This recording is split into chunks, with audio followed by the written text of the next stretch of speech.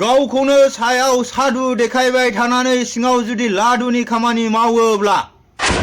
साइन्टिस्टफोरा मानो बेंगुरा बेंगुरि जायो खिन्थु इउपिएल हिसाबै नोंथांमोना रावबो देरहाया। बयनिसिमबो गोजोन फुंबिलिनि खुलुमनायखौ बावहरबाय। बे समाव आं कन्टेन्ट लाबोनो सानथ'वाखैमोन, नाथाय मैयानि दिनाव आङो बिटिसि सेक्रेटारियेटआव बिथां मानिजाथाव प्रकाश बसुमतारी, जाय ससियेल वेलफेयारनि इएम, बिथांनि चेम्बार बा अफिसाव थांनानै जिथुके आं सारखौ गोरबोजों मोजां मोनोखाय बिथांनि अफिसाव थांना आं मोनसे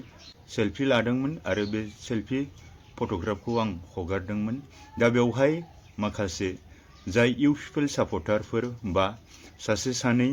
बै आफादाव थानानै इउपिएलखौ सापर्ट खालामग्रा बा बिपिएफ दोलोखौ मोजां मोनै बा मुगानि थान्दै बा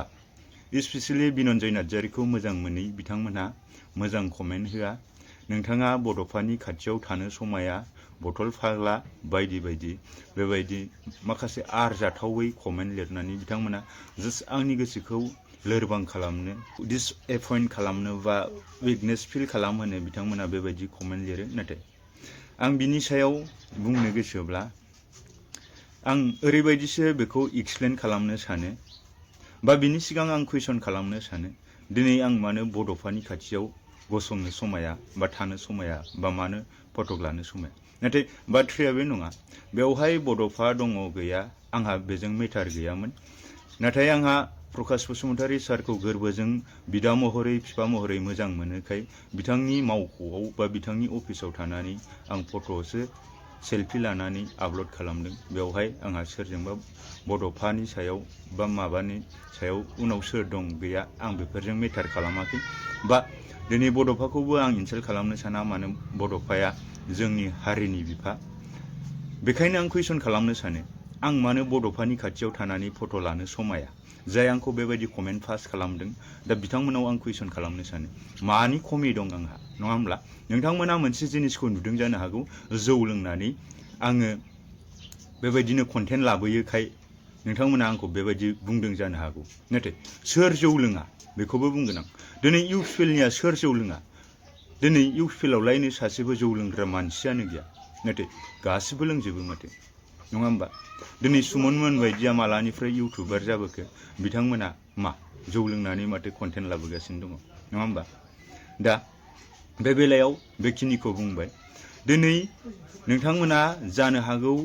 बिपिएफखौ मोजां मोनैखाय बा बिनन्जय नार्जारिखौ मोजां मोनैखाय बड'फाजों थानो समाया, बड'फानि खाथियाव फट' लानो समाया बेबायदि कमेन्टखौ होदों। नाथाय बड'फायाथ' बेबायदि थिनाखै। आं थोंजोङै बुंनोब्ला बड'फायाव बरागारियाव बेसेबां जौ लोंनानै फाग्ला फाग्लि जानानै थाग्रा 20 जन 30 जन जौजोंनो गोदोफबग्रा मानसिफोर दङ। नाथाय बेफोरबो बिथांमोननि गोसोनि खोथा। बिथांमोनहा मा क्राइसिसजों मा सिचुवेसनजों फेस जानानै बिथांमोना बेबायदि हालोदाव थांदों आं बेफोरखौ बुंनो साना। दा अब्ला बड'फाया बैफोरखौनो बा बर' हारिखौनो गेरेमसा महरै दाफुंनो थाखाय बिथांनि बानिजोंनो दिनै बर'आ मोनसे दिनै सांग्रांथि जाजेननानै दिनै बड'आ बा बर' हारिया बेबायदि दिनै 6 सिडुलाव हाबनानै 8 सिडुलाव बर' रावा भारतनि रावफोरनि गेजेराव बर' रावाबो मोनसे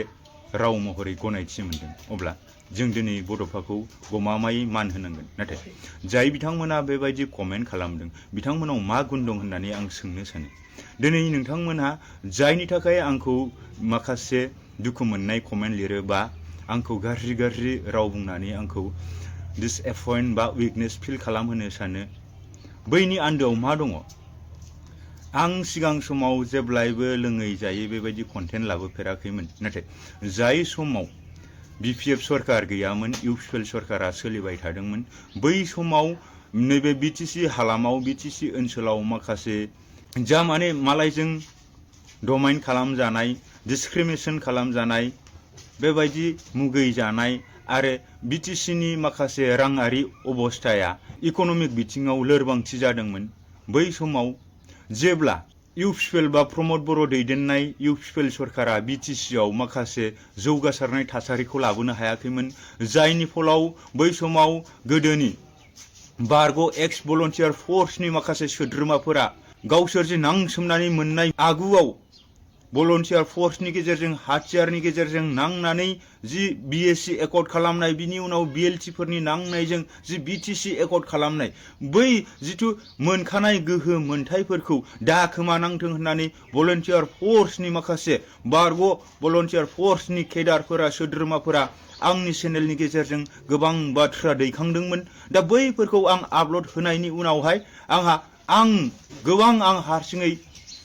बै माखासे सिचुएशनफोरजों आं मोगा-मोगि जानांदोंमोन जायनि फलाव आङो बे भिडिअखौ बे निउसखौ बे कन्टेन्टखौ आपल'ड होनाय लोगो लोगो आंनाव फन हुमखु जेब्लायबो थ्रेटेनिं मालाबा बागानसालियाव मालाबा बड'फा हाउसआव मालाबा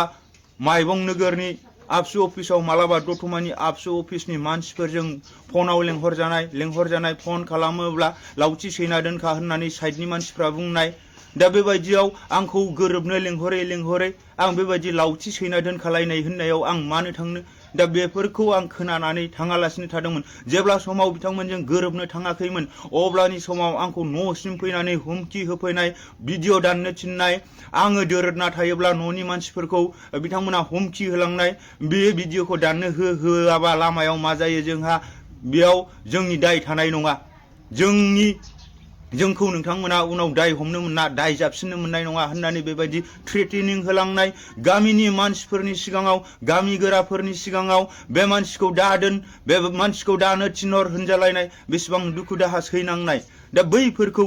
नोंथांमोना रावबो मोनथिया जायनि फलाव जोङो लोंनानै कन्टेन्ट लाबोयोब्ला बिथाङा लोंनानैसो बुंदों होननानै आं माखासे पइन्ट आउट खालामब्लाबो जाहाथे जोङो कर्ट कासारि जों दा गानांथों केस फाइल दा होजाथों जों FIR दा होजाथों होननानै बैबायदि कन्टेन्टखौ जोङो क्रिएट खालामनांगौ जानानै फैदोंबा जों बेबायदि कन्टेन्टखौ जोङो लानानै फैनांगौ जादों बै समाव जायनि फलाव आंनि सायाव जा राकेश ब्रह्ममोनहा जोंखौ FIR होलांनाय जोंखौ केस जाबसिननाय बै केस जाबसिननाया 5 बोसोर नांदों। 5 बोसोरनि उनावसो जोङो बे जोंनि नंखाय फाला गुबुना सोरखौबा माबा मोनसे खोथा बुंनायाव जोंहा चेनेल हिसाबै जोङो केस फाइल खालामजानाय बैफोरखौ सिफायना लानो 5 बोसोर नांदों। दा बेवहाय बै केस फाइला जेब्ला खालामजायो जों जुदि बिदि कन्टेन्ट लाबोयोब्लानो जोंनि सायाव केस होयोब्ला जोङो अब्ला बे लोंनायनि गेजेरजों जोङो फेनाय बायदि लोंनानै बुङोब्ला जों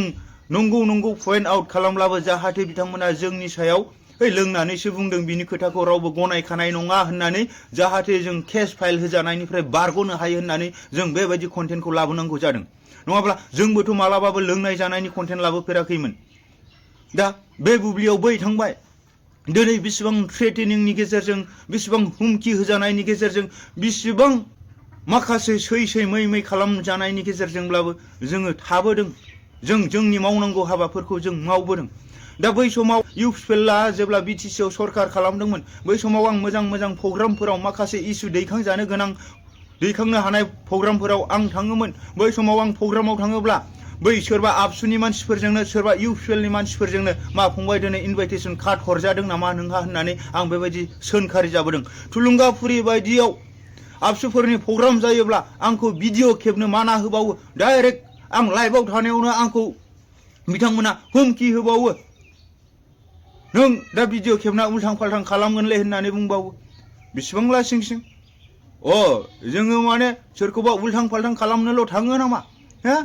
जोंहा हारिनि सायाव मावनांगौ दायथ' गैया नामा? सोरबा जुदि माबा मोनसे गोरोन्थि लामाजों थांदोंब्ला जोंहा बेफोरखौ प्रसार खालामनांगौ दायथ' दंना गैयामोन? दिनैनि दिनावसो जेनेबा आं इउटुबारबो नंला रिपर्टारबो नंला बै समावथ' आं रिपर्टारनि खामानि मावबोदों ना मावबोआखैमोन? थांनाय 2017 मायथाइनि जुलाइ दाननिफ्राय आं क'क्राझाराव फैनानै आं रिपर्टारनि खामानि मावफैदों ना मावाखै होननानै सोरबा एभयड खालामनो हागोन नामा डिनाय खालामनो हागोन नामा? नङा होननानै बिथांमोना नों रिपर्टार मावाखै होननानै प्रुफ होनो हागोन नामा? रावबोथ' हाया। दा अब्ला बैबायदिनि गेजेरजोंब्लाबो जों फैदों। दा दिनैनि दिनाव इउपिएलआव थानाय सोरबा बै आफादाव थानाय नै ओरैजायनि बै आफाद जायखौ फरायसा आफाद होनो दा बिथांमोनाल' गियानि नामा? बिथांमोनाल' बड'फाजों फटक लानो हायो नामा? बेयावथ' आं बड'फाजोंबो फटक लायाखै आंहा सारनि अफिसावसो आं फटक लादों। बेबायदि नोंथांमोना गाज्रि कमेन्ट होब्लाबो जोंखौ नोंथांमोना लोरबांथिबो खालामनो हाया जोंखौ उइक फिल साननाय जेबो नोंथांमोना सोमजिहोनो हाया। मानो जोंबो जा जोङो जोंनि थांखि जोंनि गोसो मोदोम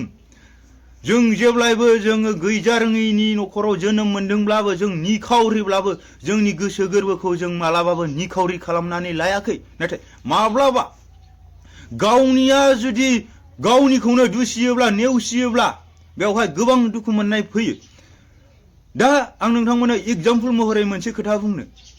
गुबुना जेसेबांखि बुङा मानो गुबुननि बुंनायखौ रावबो फाजाया नाथाय गावनि न'खरनि सोद्रोमाफोरानो गावनि न'खरनि सोरबा सासे सोद्रोमाखौ दुखु होयोब्ला बेयाव गोबां दुखु मोननाय गाबखांनाया सोमजियो मोनसे एग्जाम्पल जेब्ला लहाया सनाखौ देयो अब्ला सनाया बेवहाय जेबो गाबानो थिंबो होना थांबो होना थंबो होना थबो होना सनाया जेबो गाबा अब्ला लहाया सनाखौ सोंबाय सना जों नोंखौ एफा गोसा गोसा देयो नों मानो जेबो आवाज होआ नों मानो गाबा थिं थ था नों मानो जेबो होना अब्ला सनाया बुंदों सनाया आंहाथ' गाबनांगौ जेबो गैया नाथाय नोंसोरहा जुदि लहाजों लहा देलायो नोंसोरा मानो गाबो होनना सनाया कुइसन खालामफिनदों अब्ला लहाया मा होननानै बुंदों जुदि गावनियानो गावखौ देयोब्ला गोसोआव दुखु मोननाय गाबनाया सोमजियो बेखायनो जों गावजों गाव देलायनायाव जोङो सहायनो हायैनि गोबां जोङो दुखु मोननाय दिखारजों जों गाबफ्लाङो होननानै बुंदों अब्ला नोंथांमोना खोनासंदो दिनैनि दिनाव सोरबा इउसुएल खालामनाय सोरबा ओरैनि जोंनि गफुर बै आउट अफ BTC नि माबा आबसुफोरखौ होनाखै जों BTC खन्द'आव थानाय आबसुफोर सोरखौबा इउसुएलखौ सापर्ट खालामग्रा नोंथांमोनहा जेसेबांखि बुङा मानो हो नोंथांमोना मा मावनो लादों मा मावनो लायाखै नोंथांमोना मावो ना मावा नोंथांमोननि खोथा बुंनांगौबो गैया बुङालासिनोबो थाया खिन्थु इउसुएल हिसाबै नोंथांमोना रावबो देरहाया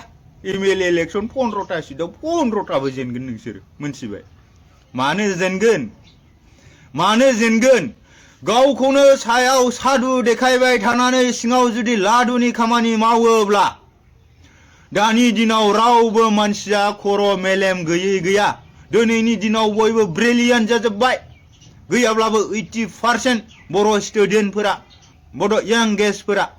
बिथांमोनाबो रोंजोब्बाय आरो बर'नि इन्टेलेक्सुयेलफोराथ' इन्टेलेक्सुयेलखासै अब्ला नोंथांमोना बोरैहाय देरहानो दा नोंथांमोना जुदि गमामायै जोंखौ जौ फाग्ला सानदोंब्ला जोङो जायखौ जों उन्दैनिफ्रायनो फरायनानै मोनबोनाय दिनै बिथां गेदेमा रुंसारि चित्तरन्जन मोसाहारि बिथांखौ मा बर' सल'नि सम्राट होननानै बुङो बर' सल'मानि राजा बिथांखौ आं लोगो मोनफैदों बिथाङा लोंनानै उन्दुलाबायना थायोमोन बै समाव आंथ' बिथांनि थैनाय बिथांनि दसा थसा बिथांनि बसनि भिडिअ खालामजोबनो मोनदों बै समनि खोथाखौबो बिथांमोननि लोगोजों बिथांमोननि कलिग्सफोरजों थाफानानै आं मोनथिदों बिथाङा हाथाय बाजार थांनाय लामा उन्दुबोलाबायोमोननो जौ फेनानै नाथाय बिथाङा बेसे मोजां खन्थाइ रायथाइ सल'मा लिरोमोन अब्ला जौ फाग्ला माथ्रयैनो नोंथांमोना जे गाज्रि मुं होनो सानो अब्ला नोंथांमोना सोरखौ बुंनाय जादों बै गेदेमा बिथांमोनखौबो नोंथांमोना जौ फाग्ला होननानै जौ फाग्ला गियान गैया होननानै बेबायदि मुं होनो नाजानाय जादोंना जायाखै अब्ला खन्थाइगिरि रायथाइगिरि बिथांमोना मानिफ्राय मोनो सोरबा लोङा जायाबो लिरग्रा दं सोरबा लोंनानै जानानैबो लिरग्रा दं अब्ला गासैबो लोंग्रा माथ्रयैनो गाज्रि होननानैथ' जानाय नङाना गासैबो लोङै माथ्रनोथ' मोजां होननानै जानाय नङाना दिनै साइन्टिस्टफोरा मानो बेंगुरि जायो मानो जायो बिसोर सानै ना खिनो ना हासुनो ना दसे बेरायग्लांनो बिथांमोना बिनि थाखाय साना नाथाय सानो माबा मोनसे इनभेन्सन खालामनो माबा मोनसे गावनि एम गावनि गोलखौ लानानै माबा मोनसे इनभेन्सन खालामनो नाङैनो बिथांमोननि जानाय लोंनाय थानाय हासुनाय जायगायावनो जायो जायनि फलाव माखासे साइन्टिस्टफोराबो बेंगुरि जायो अब्ला मा दरखारमोन बियो गावनि थाखाय माबा मोनसे एचिभ खालामनो सानाब्ला समाजनि थाखाय माबा मोनसे मावलांनो सानाब्ला माबा मोनसे खैफोदनिफ्राय बे समाजखौ बोखारनो माबा मोनसे राहा दिहुननांगौ होननानै सानामोनब्ला मानो बिथांमोना बेंगुरा बेंगुरि लेंग्रा लेंग्रि जानोमोन हा बिथांमोनाबोथ' हेल्दी सुस्थ' देहा लानानै जाबाय थानो हागौमोन ना नंगौना नङा थिग बाथ्राफोरा बेबायदि जायखि जिखियानो जाया मानो आं बिथां गेदेमा प्रकाश बसुमतारी बिथांखौ गोरबोजों मोजां मोनोखायसो मैयानि दिनाव बिथांनि चेम्बाराव बा अफिसाव बिथांनि मावख'आव आङो सार गैयै समाव सारनि एबसेन्टआव आं फटक लादों दा बेवहाय आं फटक होनायखौ मोसौ सिखाव माबा बेट्रि डाउन माबा जौ फाग्ला बथल फाग्ला होननानै खुनु मिनिं गैया नोंथांमोना जेसेबांखि आंखौ मुं सुनो नाजाया मानो जेसेबांखि लोरबां खालामनो नाजाया मानो जोंनि सारमोना आंनि मावनायखौ मोनथिखागौ आं बिपिएफखौ बेसेबां गोरबोजों मोजां मोननानै बिपिएफखौ आं दैखांदों दा बिदि बुंना लायोब्ला आंहा दाय जागोन बिपिएफआ नोंनि थाखायल' देरहादों नामा होननानै नाथाय आं बेखौबो बुङा जों साफ्रोमनिबो अननाय साफ्रोमबो भट होनो मोननाय भटनि अधिकार गोनां मोन्थाय गोनां बिथांमोननि अननायजों सारमोननि नाजानायजों जोंनि एसे एनै खोथा बाथ्रा बुंनायनि गेजेरजों बिपिएफआ दिनै सरकाराव फैफिनदों आरो दिनै बिपिएफ सरकार फैनाय लोगो लोगो दिनै जे बिटिसिआव माखासे आंखालनि थासारि गैयिनि थासारि नुजाथिनाया दिनै जे एसेबाबो मीमांसा जाफिनबाय एसेबाबो समाधा जाफिनबाय दा बे बाथ्राखौ जोङो अनुभब खालामनो हादों दा आङो सप्तासेल' जादों क'क्राझाराव फैनाया दाख्लै शुक्रबाराव फैदोंमोन आं दिनै शुक्रबार बे समावनो आं माखासे जायगा आं गिदिंदों रावबो दिनैनि दिनाव बै गैजारोङै थासारिजों भुगिनांनाय बिथांमोनाबो गैयै नखरनि सुबुंफोराबो बै इउपिएल सरकारनि समाव जानांनाय जाबायदि बिथांमोना मोनजाहां मोनलोंहां जानाय थासारि बेबायदि थासारिजों बिथांमोना भुगिनाङाखै अब्ला बेखायनो आं बुंदों मुला जागोनखौ बिलाइ गांनैयावनो सिनायखायो मोनथिबाय रायजोफोर मुला जागोनखौ बिलाइ गांनैयावनो सिनायखायो प्रमद बर'नि सरकारा जागोन ना जायामोन बिथांनि बै मुला बेगर फोनायनि उनावहाय जेब्ला बिलाइया गांनै खिलिदों बे गांनै खिलिनायावनो प्रमद बर'नि मुलाया जाखाया प्रमद बर'नि सरकारा मोजां जाखानाय नङा बे डेभेलप खालामनो हाखानाय नङा होननानै रायजो राजाफोरा मोनथिखादोंमोन जायनि फलाव बिपिएफ सरकारखौ फिन रायजो राजानि अननायजों दिनै फिन खनसेनि थाखाय बिटिसिआव मोनसे बिपिएफ बा हाग्रामा महिलारि बिथांनि दैदेननाय गोग्गो सरकारखौ मोननो हाबाय आरो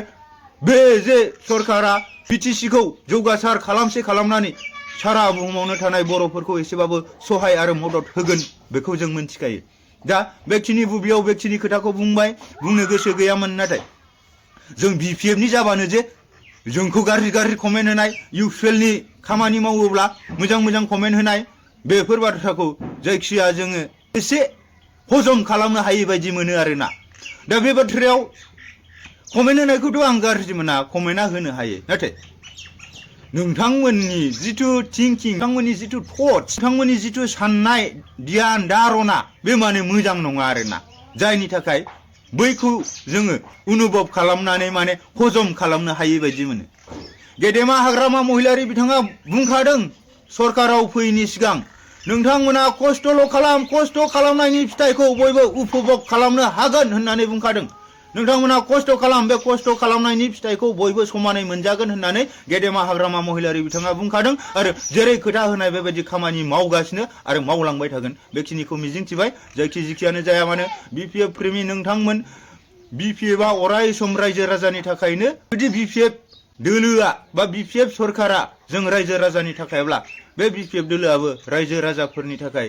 बिथांमोननि गांनाय उखैनायखौ हाजोबाब्लाबो एसेब्लाबो सुफुंना होगोनखौ मिजिंथियो आरो साफ्रोमबो रायजो राजाफोराबो बिपिएफ दोलोजोंनो थाबाय थागोनखौ मिजिंथियो स' बेखिनि बुब्लियाव बेखिनिखौनो बयनिसिमबो अननाय आरो मोजां मोननायजों बयनिसिमबो गाहाम हामलायथि बावहरनानै बेखिनियाव आं दान्दिसेनि कन्टेन्टखौ एसेयावनो फोजोबबाय उननि समाव कन्टेन्टखौ लाबोआ नङा लाबोबाय थानोसै मानोना बिसायख'थिया खाथि सौफैबाय जोङो बिटिसिआव जों बिपिएफ दोलोखौनो जों सहाय आरो मदद खालामनानै